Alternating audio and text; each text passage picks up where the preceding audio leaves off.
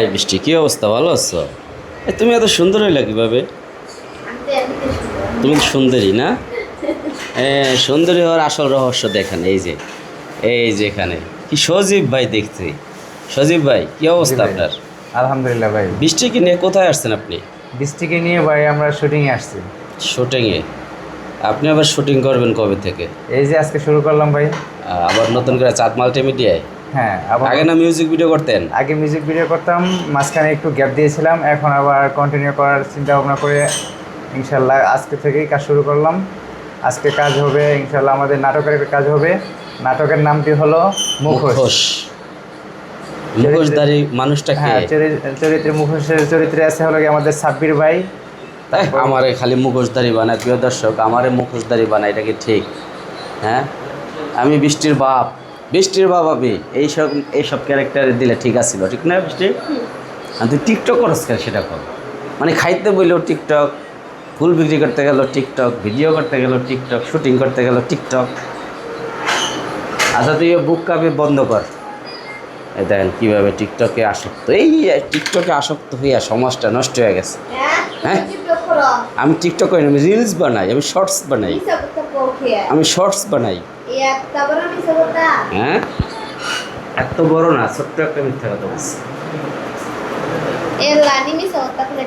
এখন কি গানে টিকটক বানালি? আমি হুম, আমি বানাবো হলো জাইয়া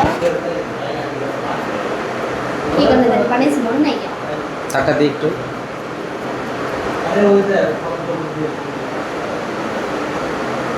তো আজকে কিন্তু ভালো লাগেছে না? তুই যে ব্রাইডাল শো করছিস সেটার থেকে কিন্তু সুন্দর লাগে। ওই সময় তোরা নানি লাগছে না?